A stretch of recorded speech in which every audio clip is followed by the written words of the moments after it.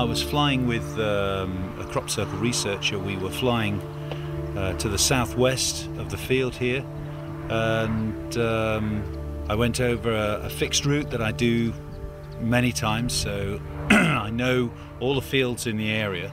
And on the way out, there was no crop circle in this particular area. It was fairly close to the canal in the middle of the Vale of Pewsey. We were no more than 10 minutes. We circled a few times, came back, and on the way back, there was a crop circle in the field. And I pointed it out to the crop circle researcher, and we both agreed that crop circle was not there on the way out, on the journey on the way out. So it must have appeared during daylight within 10 or 15 minutes maximum. And I couldn't see any people in the field, I could see no cars, there were no roads going to the field, just a small farm track. And I couldn't see how it could be made in 10 or 15 minutes.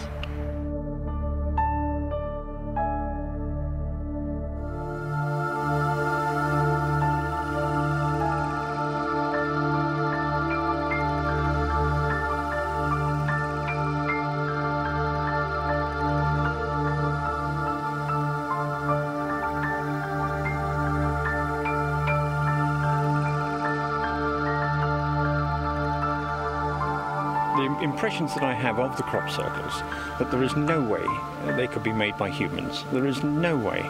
They are so complex, they are so wonderful.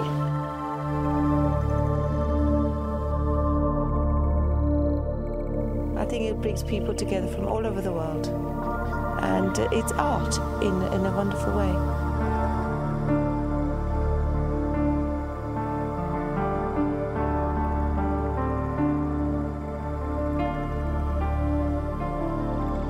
You know, it's so weird.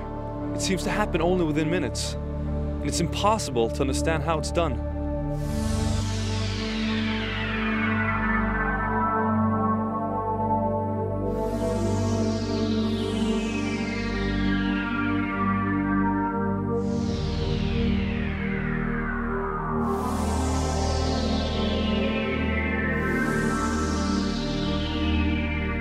Every summer, hundreds of these strange patterns appear in fields all over the world. What on earth are they? Who has created them? Why do they do it, and what is their meaning? It happens in wheat, barley, oats, rye, rape. It happens in sand and even in snow and ice during the winter. It happens where the landscape can be used as a huge canvas.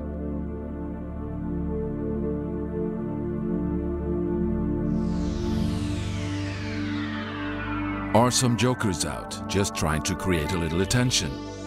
It's easy to jump to that conclusion, but that's before you take a closer look at this phenomenon. When one studies the crop circles close at hand and in detail, it's impossible to avoid that strange feeling that something else might be behind it all.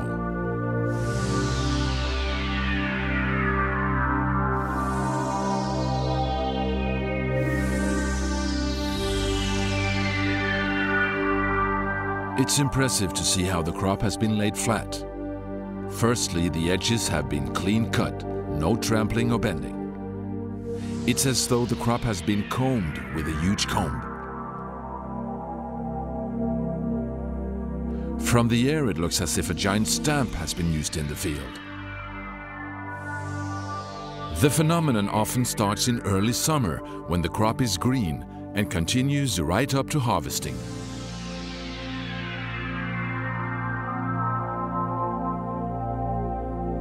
It normally happens during the night, but sometimes in the middle of the day. In a surprisingly way, the crop has been flattened with great precision.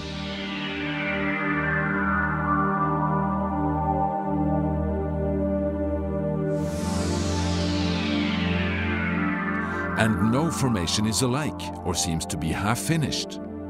The complexity varies, but even so, the beauty in the symbols and the overwhelming geometry is really astounding.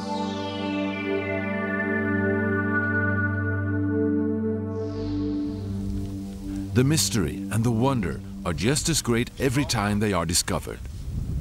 And the enormous size of many of these patterns makes the whole phenomenon even more incomprehensible.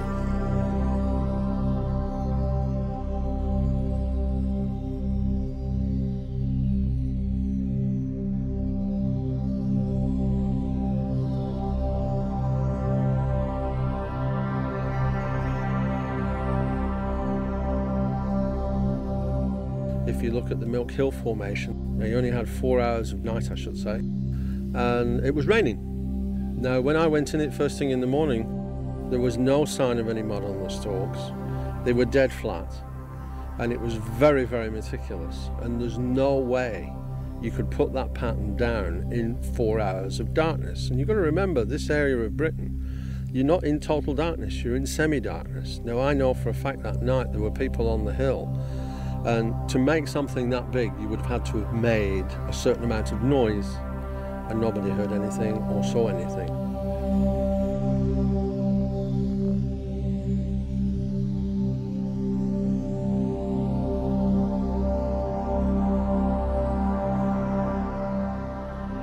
Who are putting down these patterns?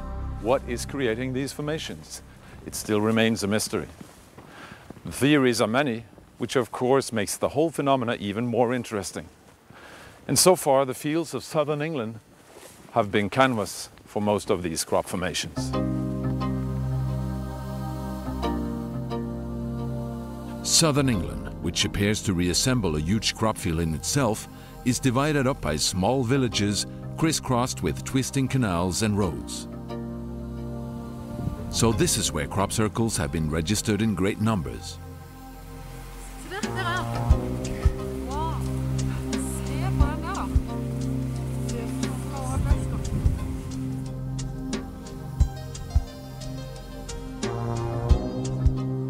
The first were already been observed several hundred years ago and were often seen as the work of the devil, as here, depicted in a copper engraving from 1678. Or one thought that elves had danced in the crop fields and left elf rings. Over and over, there's nearly no decade where we don't have crop circle reports, and there are so many witnesses of early crop circles. Many farmers, if you talk to them, they remember having played in crop circles when they were kids, and remember stories from their parents and even their grandparents about the crop circles. And there is, around the world, we can find that the crop circles have played such an important part in the daily life, even centuries ago, that they have become part of the folklore and part of the culture. As early as in the 1920s, crop circles were reported frequently in England. But it wasn't until the 1980s and 90s that interest grew, and that's when the dimensions and complexity became truly sensational. In recent years, some 100 to 300 crop circles have appeared here each summer. What is so special about this area? In the southwestern part of England, we find many imposing monuments that are several thousand years old and that still pose many questions to archaeologists and historians, especially the question why. Stonehenge, approximately 4,500 years old, is the most famous. The original outer continuous circle was constructed of huge standing stones, each weighing several tons, with lintels posed very precisely on top of them. What is this and why was it built? No one, in all certainty, can explain.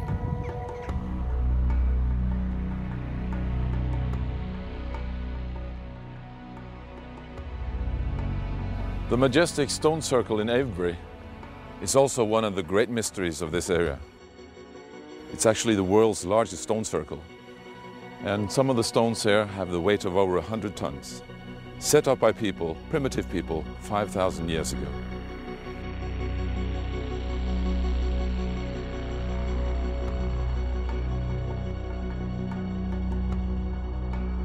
Silbury Hill, the largest prehistoric mound in Europe, 40 meters high and built 4,600 years ago. Beneath the grass now covering the hill are 7 layers of stone, 7 stone terraces. But what the purpose was for building it still remains a mystery. But this is by no doubt built as a tomb. Not very pleasant, actually. And it's from the same period, 5,000 to 6,000 years ago. West Kennet Longbarrow is situated quite close to Silbury Hill and Avebury. But is it just a coincidence that so many of the English crop circles seem to appear close to these ancient sites? A number of white horses, clearly visible in the hillsides, are also characteristic of the Wiltshire area. The white chalk soil is very common here in Wiltshire, and these white horses are exposed by removing the top turf. Some of these horses, the eldest ones, are more than 2,000 years old. So, can the mysteries of the past have anything to do with today's crop circles? Are there special energies in these areas that could attract such rare phenomena? Is it something to do with the water-bearing chalk hills that create special energy? We actually got the databases for a period of 7 years and plotted where every crop formation that was in the databases, and we searched several databases within England, we plotted where those crop circles occurred and then looked for correlations with sacred sites, pilgrim routes, and we found a strong correlation with chalk.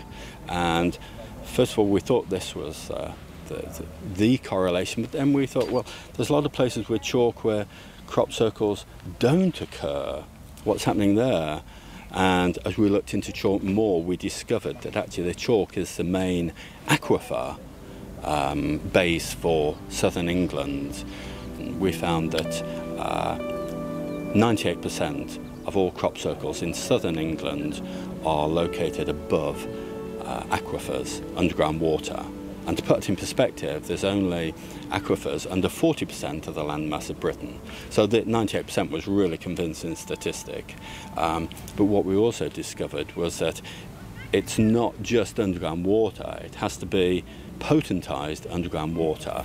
It's water which is activated by the currents of earth energy which course through the ground, and they're very strong in this Avebury area, for example. Well, there is one view, particularly from people that dowse using rods and pendulums and things, that ancient man instinctively knew where these areas of underground water and where these natural energies were. So ancient man instinctively placed their areas there on the sites where we now have stone circles, burial mounds, whatever, because they were drawn to the same thing that maybe is generating the crop circles today. So therefore it would stand to reason that they would cluster in the same areas as these ancient sites. But it's not only in England that crop circles appear. In recent years, reports have been coming in from all over the world. So crop circles are now a worldwide phenomenon. In total, over 10,000 crop circles have been registered on a world basis. In the United States, Canada, Australia, in the Far East, and of course in Germany, Holland, Belgium, Poland, Italy, Denmark, Sweden, Norway, and in many other European countries.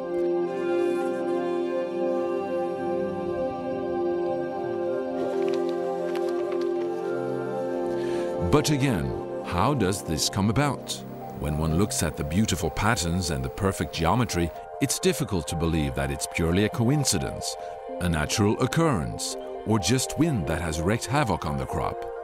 If that was the case, it might rather have looked like this. Or is it just that people are behind all this? In 1991, two pensioners in England by the name of Doug Bauer and Dave Corley announced that they were responsible for all the crop circles the past 12 years, with the help of planks, ropes and tape measures. But they were quickly shown to be bluffing. It became clear when they were invited to create a crop pattern. Rightly so, there is no doubt that people have been responsible for making some of them.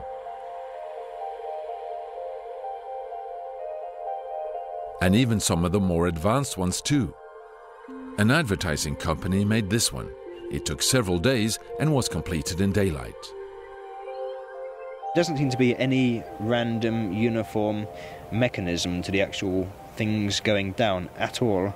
Interestingly, I've seen hoaxes go down and it's taken like 8 or 9 hours to make a fairly basic pattern, you know, and then I've seen highly sophisticated, huge patterns, you know, 1,000 feet wide, and they've appeared in, you know, a few hours of darkness, 3 or 4 hours sometimes, you know. I mean, the British summertime is actually very short nights, you know. We're looking at, gets dark around about, fully dark around about 11 p.m. and it's light again by around about 4 a.m. You know, this is a pretty small window, and some of these circles, you know, the size, the scope and the complexity, taking into account the topographical considerations, it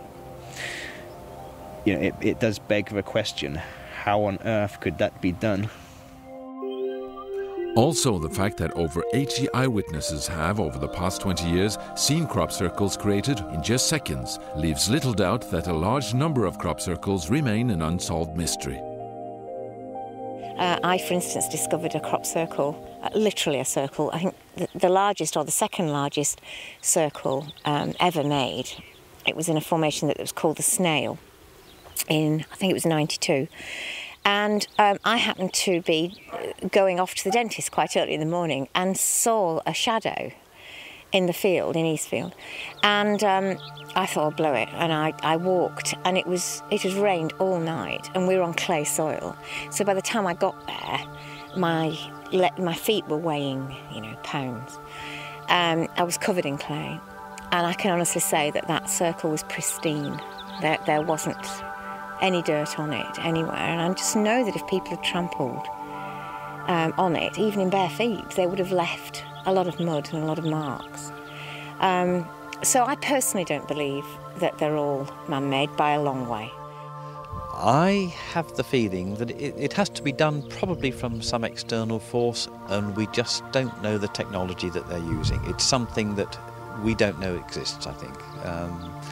I used to think that it was man-made, and okay, there are man-made circles about, but I think when you analyse them closely, this has got to be done by some external force, and I should think it's some technology that we just don't know, we haven't come across it yet. We're still learning. There are many theories as to what might be behind the crop circle phenomenon, from extraterrestrials to earth energies, earth spirits, or perhaps even a natural weather phenomenon. Nobody's really sure. And I guess that's really the big question in the crop circles. It's something that everybody talks about all the time. A paranormal phenomenon for everyone to see.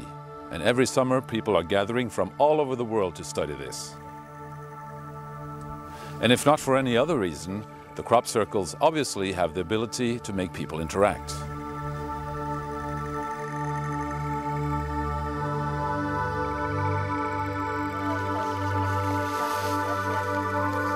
Also, I just find that the sheer aesthetic of the way the blades are all laid down in a swirl in this kind of rhythmic movement is just something that I can't conceive of anything but some amazingly powerful higher force could do, you know.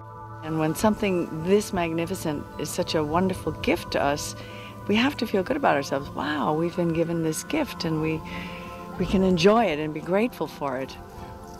You've got to remember, everybody that walks into that field, the first thing they're going to do is be aware of how they feel. That's what these patterns do. They get you back in touch with that energy that is you, that feeling that's inside. I mean, heck, how long has it been since a lot of these people even contacted that side of themselves? And by going into these patterns, it makes you aware of yourself again. It gets you in touch with that feeling side, because humanity has become a little bit insensitive in a lot of ways. And the patterns are starting to help people to rediscover and redefine that sensitivity so that humanity can work as one again instead of little individual islands. So how can one actually prove that there is something paranormal, supernatural, or extraterrestrial being behind all this? And if there is, what it is? Many crop circle researchers have been engaged in trying to find differences in the crop and soil inside compared to outside the formations. If this, for example, has been exposed to a heavy electromagnetic force, one should be able to find traces of it. Most importantly, visual traces can be found on the crop within many circles. Very often you can see where one or several nodes of the actual crop stem has been expanded, so as to be double and sometimes even more as its natural length. This can indicate that the crop has been rapidly heated up and that the humidity inside the stem has been subjected to steam pressure, which in turn has led to the node being stretched. On some of the stem nodes you can also clearly see where the steam has forced its way out and left expulsion cavities. This can be an indication that the crop has been subjected to a rapid and powerful microwave effect. If you see either of those effects, the chances are very good you're looking at a genuine crop circle. There are a number of changes in the plants that have not been documented scientifically, which may also indicate the likelihood that it's genuine. For instance, the lay, the detail of the lay of the crop. But that has not been evaluated scientifically. It's more just what people notice, you know, from being in them so much. Sometimes I've seen areas where the plants are bent over, say 10-15 centimetres off the ground, so that to walk through the formation it's crunching under your feet like snow. So you think, well, somebody hadn't been here before. Another sign one can find, especially in wheat, is when the corn has dried and turned golden in late summer. In the standing crop, the ears are stiffened in a bent position due to their weight and are impossible to straighten out. But within the crop circle, the ears have actually been straightened out and then stiffened again in this position.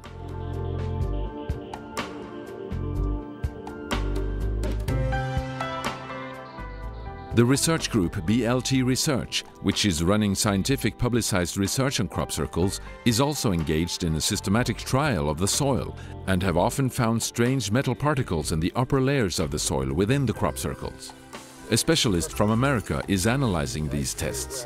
And he pulverizes the dirt and then runs it through various grates. And with very strong magnets draws out the magnetic particles, weighs them. Well, weighs the whole soil sample first, then weighs the amount of particles, so we know how many particles per gram of soil.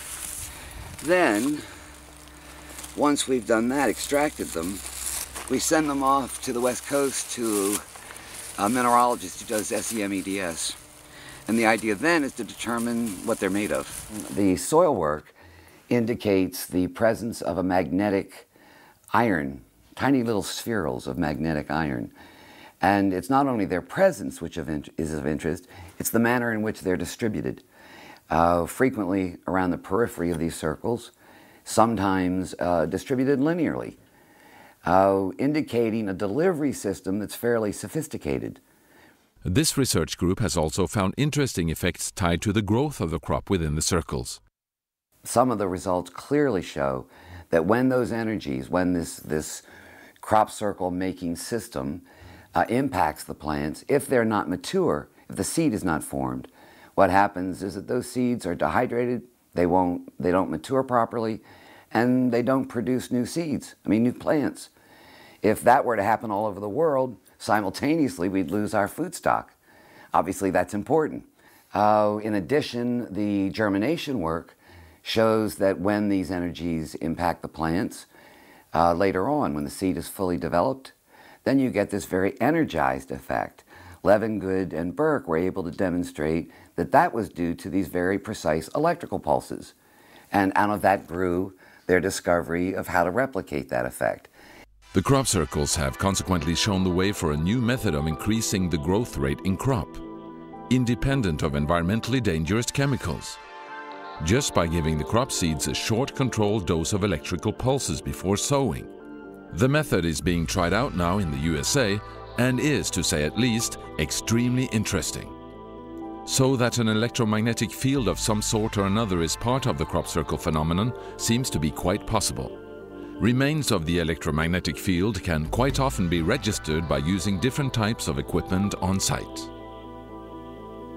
On a few occasions, on what we consider to be genuine formation, the meter It started off normal at background level, cosmic radiation from the heavens, and all of a sudden it shot up to 10, 15 times. Strangely enough, we went in there, David was stood there with the meter, it's just normal background, about 0.5, was it, something like that, and then all of a sudden, it shot up and went 10 up. or 12. It's about 10 or 12, which is maybe 20 times normal background radiation. So we then thought we would walk outside the formation and see if the reading would alter. And we got about 15 paces or so, perhaps, and the meter dropped right back to 0.5, which was normal background. People with all sorts of instrumentation come into fields and find battery drains, cameras sometimes don't work, phones go off, video cameras stop running. Every year I bring my camera here, and every year I get it fixed. And Canon are getting fed up, and it's working outside the crop circle. I bring it into the crop circle, tape's jammed, total, it's a write-off. This is trying to tell me something about some kind of event definitely going on here. Whatever is happening or whatever's making these things, man or beast or whatever, something is affecting, there's a signal, something's trying to tell us something, that there's hello knocking on the door, knocking on the head. Something's going on here. Needs investigation. We need to pay careful attention to what's going on here and be careful.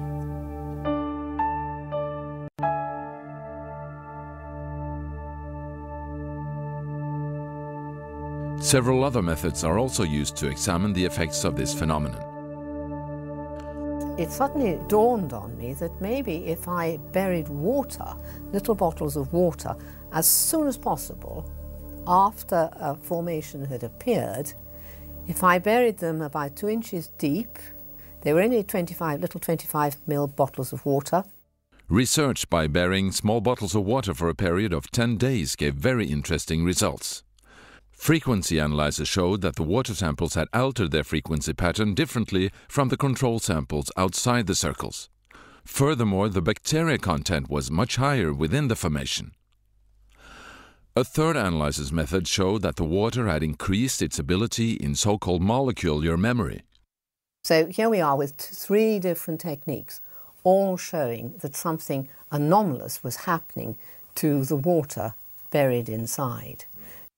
I'm perfectly certain this phenomenon is a beneficial one. It's not malevolent, but the energies that we're dealing with a set of very complex, subtle energies which interact in a personal way with our own metabolisms. People have these wonderful events and they come back and they're sort of radiant people. And this is lovely. But I have to say, and I do have to emphasize this quite strongly, that not everybody feels well. If they feel ill, come out very quickly. If anybody is pregnant or thinking of becoming pregnant, I'd say don't go in, because we don't know really what we're dealing with. And most emphatically, if anybody's got a health device which is geared by a battery, for goodness sake, don't go in. We've had too many electrical failures, dramatic electrical failures. Sometimes I've been flying over a formation and the instruments in the plane have gone all haywire. And my camera refuses to work just when I've got the most perfect shot. It won't work. Oh! But again, another thing we're doing is measuring the protein content of seeds taken from inside as opposed to outside. And what we found last year was that we're getting a 50% increase in the protein level from inside. Maybe this can be connected to the increased growth rate that was shown in the crop seeds.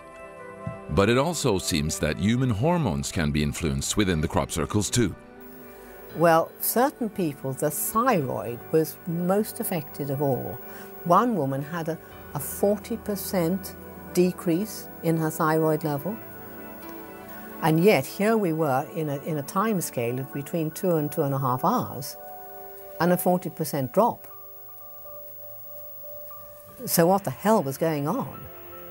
And this again shows us that in terms of scientific research, we are finding things existing inside the formations which don't exist outside. I have to say that phenomenon that occurred just now, when I couldn't turn my digital camera on, standing inside the circle, was impressive. I believe in energy forces. I believe that there may be very high energy here which could interfere with electrical equipment. It just seems like it's some sort of energy, that's some sort of frequency that's different, but that it's a frequency that's affecting our skin and maybe even the blood flow, because we were having these little white things show in the skin that don't usually show there. So there's something, we don't know what it is, but it's something different that's radiating here from these plants. Ja, jeg har rød. Jeg får motsatt nærmest. Du ser det sånn Guri malla, det blir helt sånn. Og nå blir det borte. Nå blir det borte. Da blir det vanlig. Nå blir det vanlig, ja. Ja, ja visst. Se på det. Se.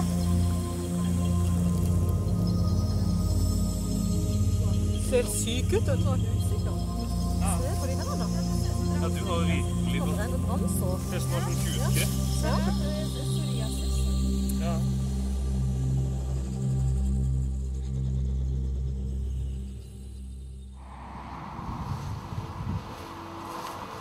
You know what it was like last year when it was absolutely trash, wasn't it?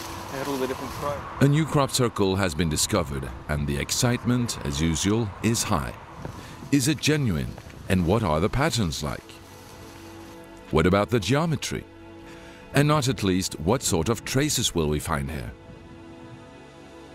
In some crop formations, you go in and over the entirety of the whole formation, if you bend down and you examine the crop in detail, you'll find it's bent at the base, and then all along the rest of the stem there's no damage. It's just pristine. There's no marks or creases. Now, we've got to be very, very careful because it's been here all day and we're not the first people that have walked into it. So people walking around are going to have added damage. So what we might see as damage, we might think is from the first cause, but in actual fact it's been done by visitors. I must say this is less damage than I've seen in some formations, but it is there. Visible breaks on some of the crop stems can indicate that something physical has been used to flatten the crop. Or are these traces of other visitors who have been here before us? We can't find any immediate signs of stretched nodes or expulsion cavities either. So again, what or who is behind this one must remain another mystery. 72! I think it's something like that. This is laid crop, and then it has a ring around the outside as well. However, measuring the pattern shows that it's approximately 200 feet in diameter. It's a very clear geometric pattern, but only when it's seen from the air can we determine what it actually looks like.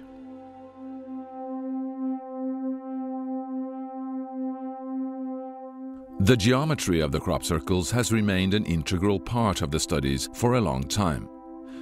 Some people have gone so far as to suggest that there is some sort of hidden code or message here. Others see the geometry just as an aesthetic expression. Mathematical fractals can only be made with the help of a computer, so how can they be created in a crop field?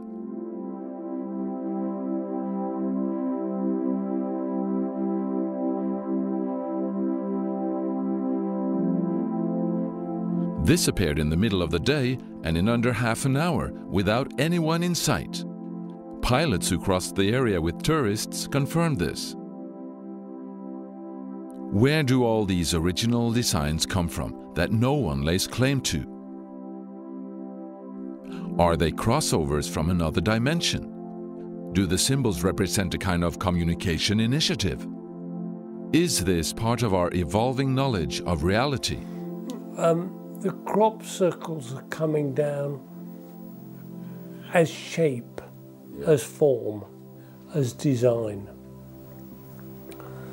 And I believe these shapes are touching something very deep within us.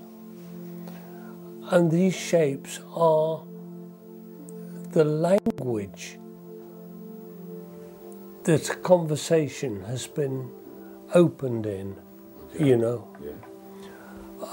I think the intelligence behind the crop circles has decided with great wisdom that this conversation, which has a long program and a long agenda, is best established with form.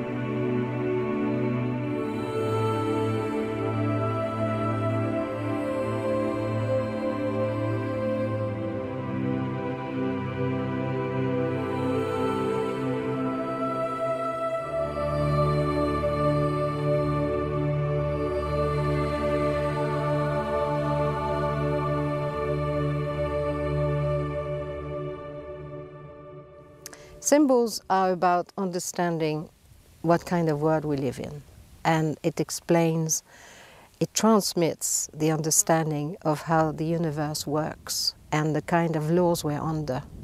And this is actually a spiritual teaching. Mathematics will go into it and try to explain it from the point of view of matter, of the effect of that on the physical. The ancient knowledge is talking about principles and concepts behind the physical, you see. So to reach that level of understanding, you have to go above the physical. You have to rise your mind above what you can see, touch, feel, taste, and so on. You have to raise above the physical. And in that sense, you're learning, you're growing in understanding. The ancient expression, growing in understanding, that's exactly that. You grow in understanding.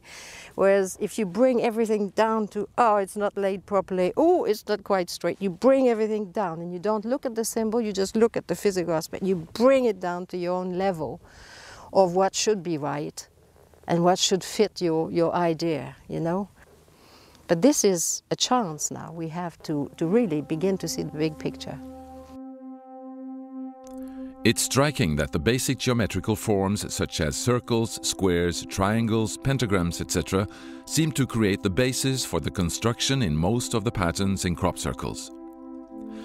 The principle of the golden section and ratio pi is often repeated in the constructions. Is it the geometry that is the key in understanding the phenomenon, or is it the phenomenon that is the key in understanding a deeper meaning in the geometry? There have been several sensational discoveries that in fact point in that direction. I mean, there's a couple of solutions which are not only astonishingly accurate, as they're astonishingly simple, that I'm just amazed that no one in the 2,000 odd years of people studying this solution, studying this problem, haven't discovered before. I mean, breathtakingly simple. The solutions that Alan Brown had found are tied to a known geometrical problem that mathematicians have struggled with for over 2,000 years. The act of squaring the circle with compass and ruler, which involves creating a square and a circle whose perimeters are equal. This in fact is impossible to achieve with 100% accuracy, due to the impossibility of constructing the irrational number pi, which again is used to calculate the circle's circumference. There are known methods on how to get quite close to a solution, but new principles for doing this with an accuracy only limited to the thickness of the pencil line was revealed in a crop circle. In 1997, Michael Glickman discovered that one of the circles that year contained some very special proportions. What Michael Glickman noticed about that formation was that if you connected up the centres of the 4 satellite circles and drew a square, then that square would be in exactly the squared circle proportions as to this circle, which was represented by the mother circle. So this formation encoded a squared circle. Alan now began to look at crop circles throughout the past 25 years that seem to have the same common proportions. Simple formations with 4 satellite circles around a center, so-called quintuplets. He understood that these demonstrated the same principle of squaring the circle. What I found that the fact that they so comprehensively did it right the way from like the first one I studied in 1983 right the way to the last one I studied in 2002 was that the same notion of the squaring of the circle was being demonstrated in all that body of formations over a 25-year span. On closer studies of these circles, he suddenly discovered new simple and elegant construction methods regarding this problem that had never been seen before. Is it possible that something such as that can suddenly appear by chance in a field of flattened corn? This is just taking the most simple geometry that even a school kid can learn and recombining it in an incredibly simple way, which then allows solutions to just drop out of the hat, as it were. So, I mean, and again, I find that is, to me, an indicator of intelligence. It's not going deeper into complexity. It's taking the simplest component part and recombining them in a way which we've just never thought to do. So simple. These new methods connected to squaring the circle uses 3 basic elements that symbolize the earth, human beings, and the wholeness. Is a spiritual message hidden here? Is this an encouragement to the human race to seek a new understanding in connection with our relationship to earth and the wholeness? Strangely enough, this also relates to the difference in size between the earth and moon's radians. You can then run a circle through the center of the moon, which then squares the circle. And maybe even more remarkable is that the same principle is again noticed in Stonehenge, in relation to the distance between the inner and outer stone circles. Did man, some 5,000 years ago, know something that we don't, or have forgotten? Or is this again just another coincidence? And when one takes the Earth's diameter and the Earth plus Moon's radius in English miles, so correspondingly it relates to the same figures in feet and decimals as to Stonehenge. These figures, 5040 and 7920, are keys to that basic and traditional formulation of number that lay on the root of all ancient culture. 5040 is the first 7 numbers multiplied together. 7920 appears by multiplying the next 4. The Greek philosopher Plato describes these numbers as the key symbols of the divinely ordered creation. And so another crop circle appears, where the amount of standing and flattened elements also show to be the same figures in a scale of 1 to 10. Its construction is of the most advanced geometry, consisting of 144 circles around a circle. Challenging enough to construct on paper, but in the middle of a crop field at night, and even without touching the center of the pattern. This remarkable formation, only lasting a few hours before the harvesters moved in, not only in total clarity symbolizes the DNA spiral, but also the squaring of the circle and the relationship between the Earth and Moon by divine numbers. And to add it all up, the sum of these 2 numbers is 1296, which again is 6 times 6 times 6 times 6. In the ancient Greek alphabet, these numbers correlate to letters spelling out a name. That name is Goddess of all creation. To me, even now, after having lived with this diagram for 2 years, my hair stands on end. I've got goosebumps because, you know, as a designer, if someone came to me and said, look, I want you to design a picture which has got 792 elements somehow and 504 elements, see if you can come up with something interesting. To come up with that, a perfect rotating DNA spiral, encoding those numbers, is in itself a work of genius. But then to find that in a wheat field in August, there, beautifully formed, and it seems to me the most sane way of dealing with this is to accept that this is a demonstration of a level of intelligence and compassion towards us, which is pulling us up. We have to look at the square in the face, and I think it's a truly extraordinary bit of intelligence and geometry. Again, new seasons bring new crop circles with fresh original designs and new exciting geometry. A circle divided into 13 parts, or divided into 7, 11 and 13 parts. In addition to a row of new fantasy-filled patterns, many of these are pure logos that advertising agencies would demand a great deal of money to develop. Here we can pick and choose for free.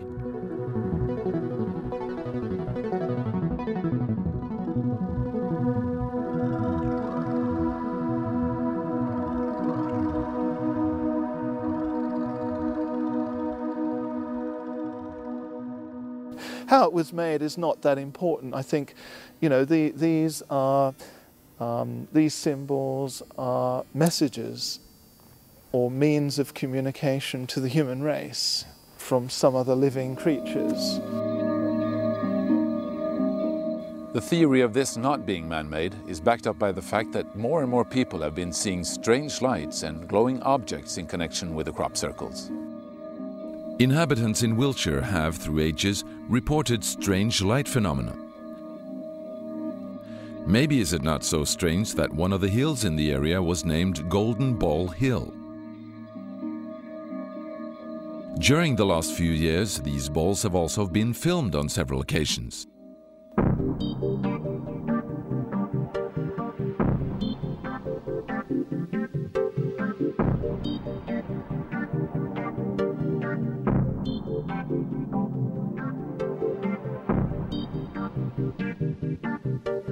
The balls of light seem to have some sort of connection with the crop circles. They have often been seen to be moving within the formations, directly over them or away from them. They appear to be of soccer ball size and have often been described as having an impressive acceleration. Are these some sort of intelligent energy balls or remote-controlled supernatural robots? Or maybe they are the mythical elves that we have heard about.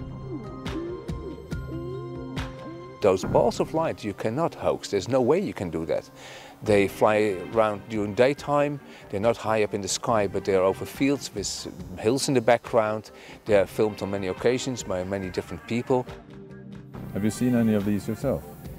I've once seen an amber ball of light at night time. That was pretty impressive. I saw it for several minutes and it just floated over a field. And it looked like an open fireplace that would get bigger and smaller. I had good binoculars. I could see it was circular, but it was not like a flashlight or something. And it made a deep impression on me. It happened in '97 and my life has not been the same anymore since that time. During the filming of these balls of light, a military helicopter showed up and clearly seemed to be chasing the phenomena. It's not so unusual that the military in this area are on the spot when light phenomena are observed or crop circles appear, but the military, at present, refuse to make any comments about it. They're so often seen, filmed, photographed, whatever, you know, over and around the crop circles. And they do this in broad daylight, you know, in the night, whenever. Officially, the crop circles are all one big joke. Let's all go back to sleep. There's nothing to see. And if that's the case, why are they deploying such high technology helicopters and personnel to, you know, look at this situation? It doesn't make sense. So clearly they know that we know that they know that something is going on. And I know last year there was lots of helicopters flying very low after these orbs of light around here, so a lot of people getting complaints about it because the helicopters were following some invisible light forms doing something. They were definitely meaning business. So I think there's something involved here which is playing with our peripheral consciousness. And if something's playing with your peripheral consciousness and your peripheral perception, that could be a good thing or it could be a bad thing. I think people need to be on their guard when they have their wonder open up.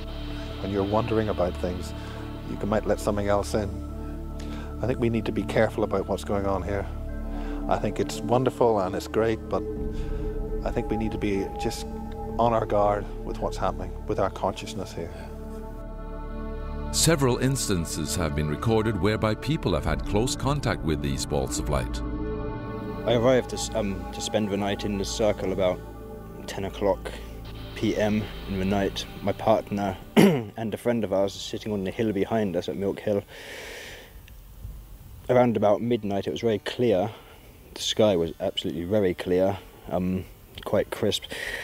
And for out of the blue, out of nowhere, right in front of me, maybe 10 meters out in front of me, a ball of light about a soccer ball size just appeared out of nothing, hovering just above the ground and behind a standing tuft of rapeseed stems at the centre of the circle. So I was kind of observing this light through the stems, and it was kind of putting them into silhouette.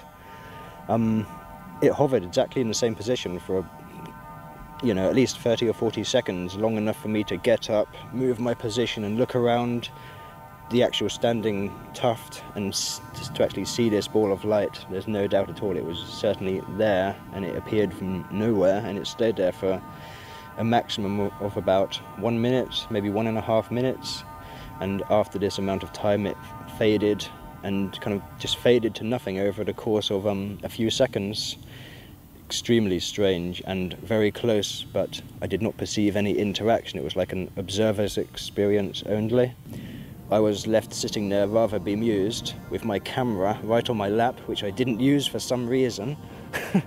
And I immediately fell asleep and woke up at 8 o'clock in the morning, fairly good night's sleep, and my partner arrives in the formation and tells me that they have seen effectively the same thing which I saw, but they saw it from their vantage point 200 meters behind me and elevated probably 100 feet. They saw the same thing, what appeared to be the same thing. They come into the field, into the circle, and then they lost it, and as they lost it, I got it, and it tied together very well. It provided, for me, independent confirmation, because I did wake up thinking, wow, was that a dream or something? But so it was pretty much confirmed, and it was extremely close enough to be absolutely certain that that was something extremely strange with me, and it wasn't anything that I've ever seen before that close. From this height, Oliver's Castle, one of the most often debated observations, was made early one morning in 1996.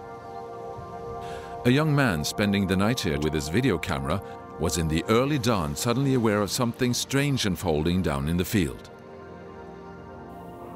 Here I'm standing at Oliver's Castle, at precisely the same spot as John Whaley was standing in August 1996, when he supposedly, for the first time in history, managed to film the creation of a crop circle.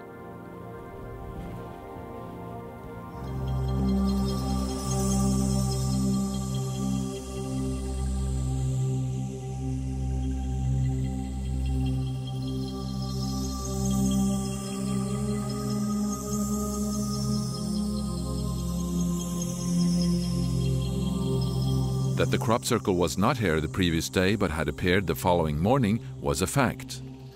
That John Whaley was here at dawn could be confirmed by a military patrol jogging by at that time. John returned to the local pub later that same day and played this remarkable footage from his camera. Even so, many believe that he had managed to manipulate the film with computer animation during this short time span, something that computer animation experts doubt. To overlay a perfect animation over a handheld, unstable film would need several days of computer work using the equipment of that time. Today, the film is still a great mystery. Although confessions now have been made by people claiming to be responsible for it as a hoax, others believe the hoax theories to be organized debunking, due to the fact that this remarkable footage would have dangerous effect on the public if declared real. Anyway, the repeatedly seen and filmed balls of light are indeed difficult to explain as birds, flying plastic bags, computer animation, or whatever. So are they signs of life existing parallel to ours, but in another dimension? And are they responsible for all the genuine crop circles? Speculation continues to grow in size the more one studies the phenomenon.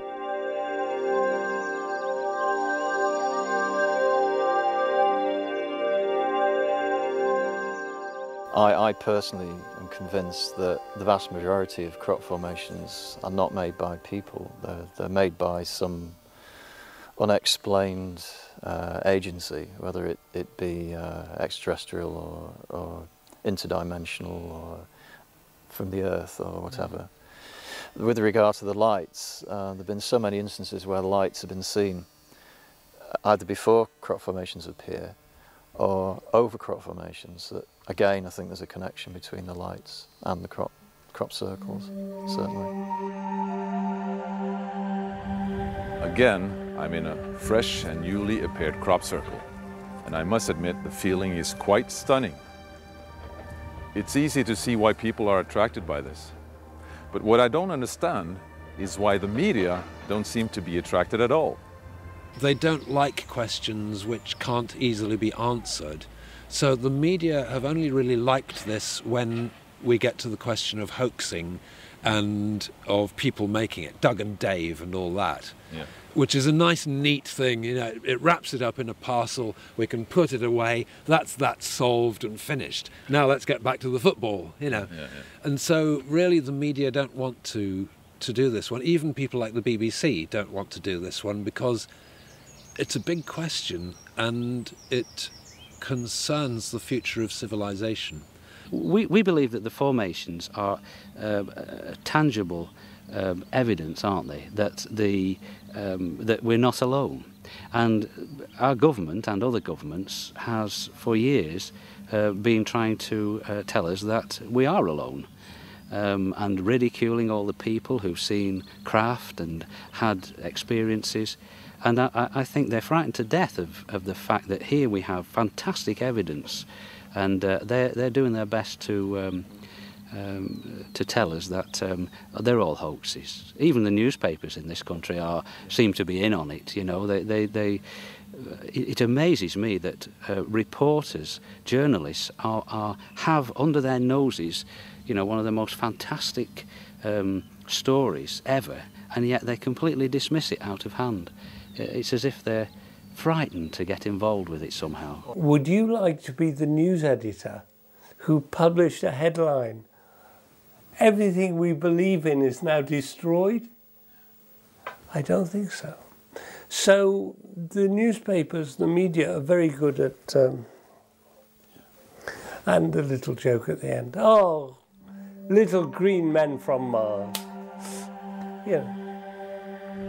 But in 2001, suddenly the media paid some interest, because then something appeared that was almost impossible to overlook.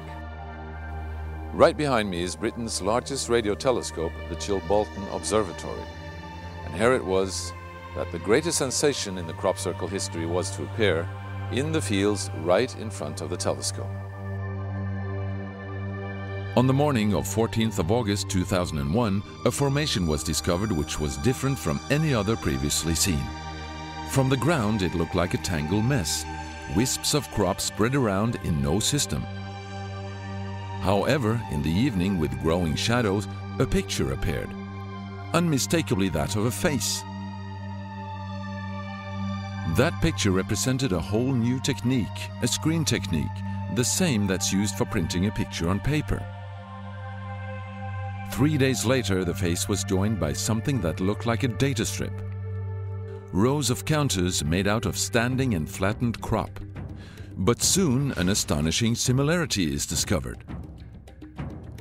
In 1974, the astronomer Carl Sagan composed a message that NASA sent into space from the Arecibo telescope in Puerto Rico. Binary figures which constituted a graphic code presenting key factors about humans and the planet we live on. 27 years later, an identical pattern appears in a crop field right in front of a similar radio telescope. However, on closer inspection, it seemed to show that the code contained some fundamental differences. Sagan's message explained our calculation system, the dominant chemical substances within the elements that create life on Earth, about our DNA code, humans' height and quantity, and that we live on the third planet in our solar system, and lastly, a sketch of our radio telescope. The message received described the same calculation system, but that silicon is most dominant in life forms in contrast to carbon. The drawing also clearly shows a humanoid figure with large head in relation to its body. It's also explained that they have an extra string in their DNA, are approximately 4 feet tall, inhabit the 3rd, 4th and 5th planets in their solar system, and have a population of around 21.3 billion. Underneath, the telescope has been replaced by something more complex. 1 year earlier, a strange crop circle had appeared in the same place. Is this the same illustration as in the sender's code? Is this the correspondence radio telescope?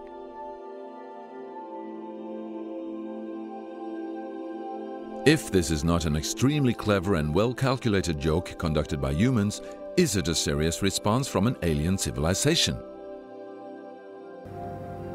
The Chilbolton crop formations really gave new life to the speculations of who is behind this. Is it aliens? Where do they come from? And what is their purpose of this type of communication?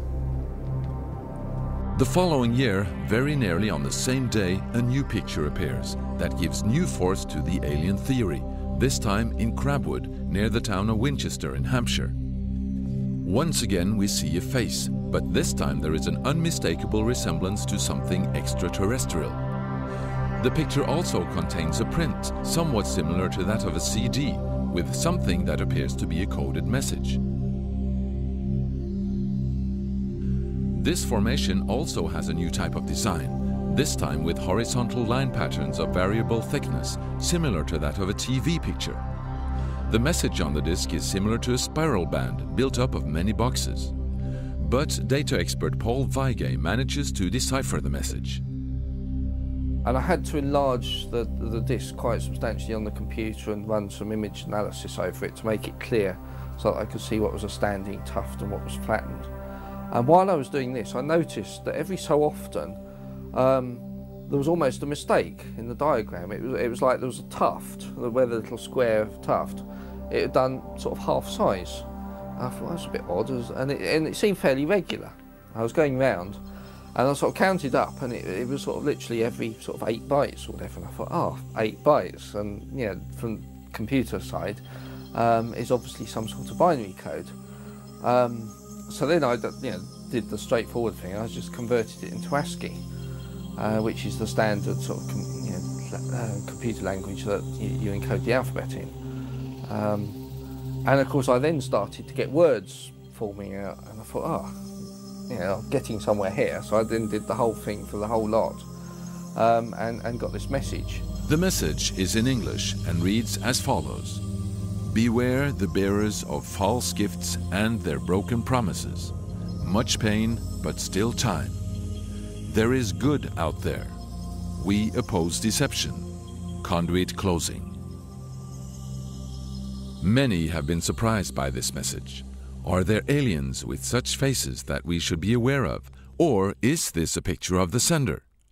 Does this indicate the start of actual close contact with neighbors in the universe?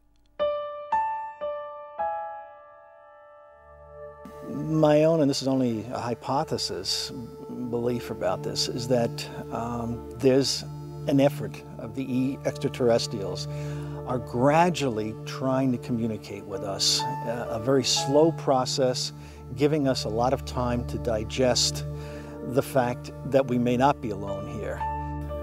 I've been researching the UFO phenomenon for longer than the circles, and I think there is a connection between the two.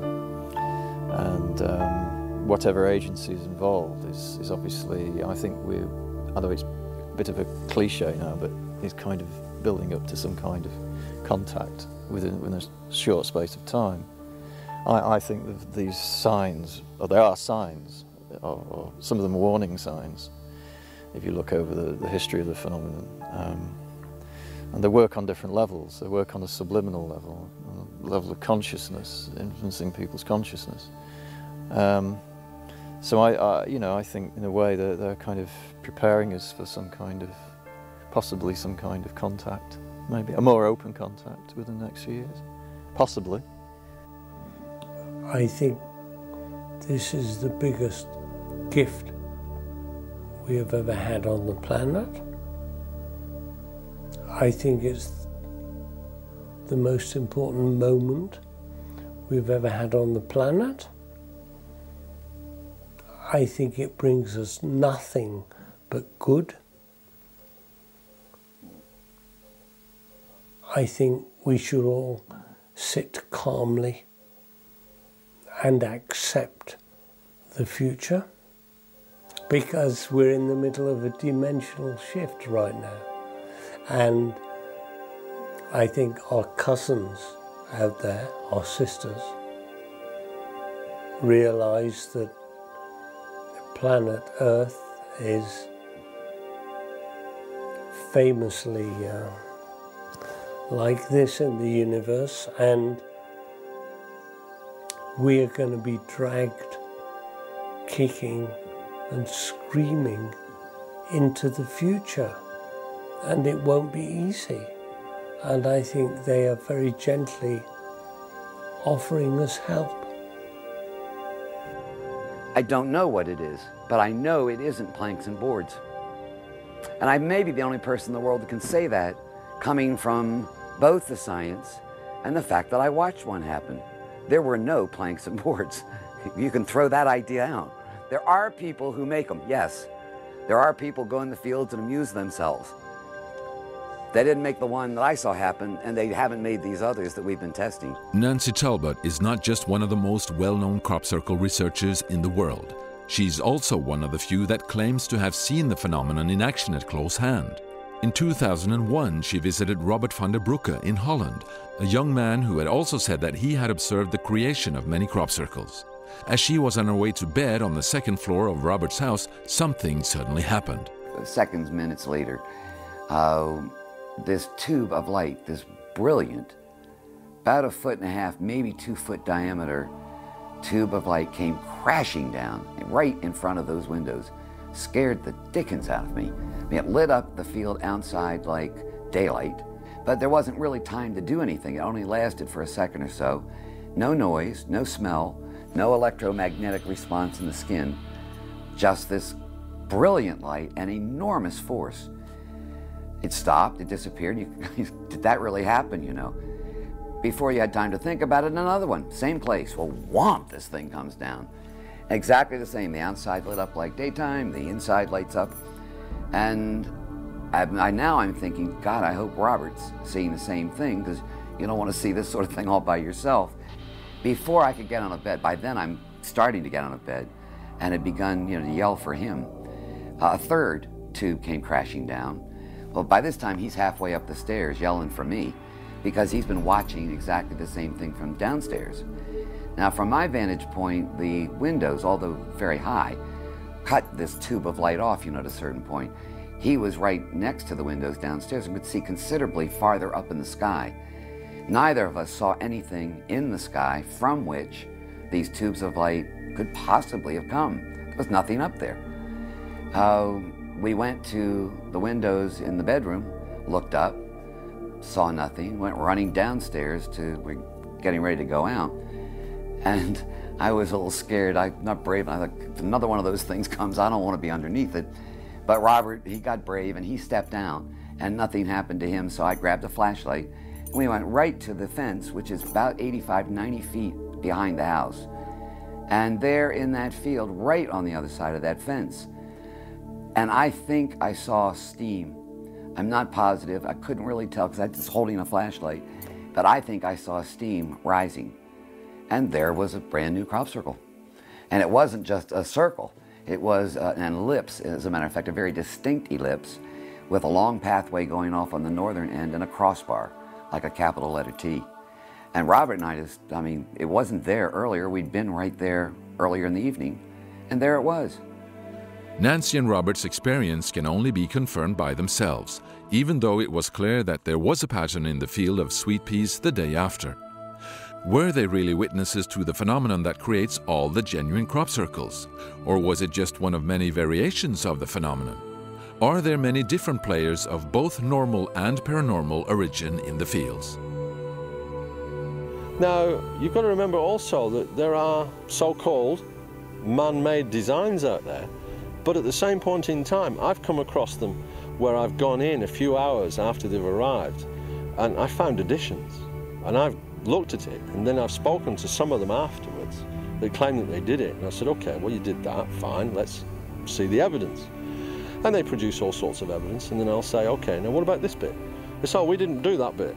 I said, well, if you didn't do it, who did? I said, we don't know. But it's human arrogance to think that we're the only intelligent life forms in the universe. There are others out there that have abilities way beyond what we're capable of doing. Now, just because we can't see it doesn't mean to say it isn't there.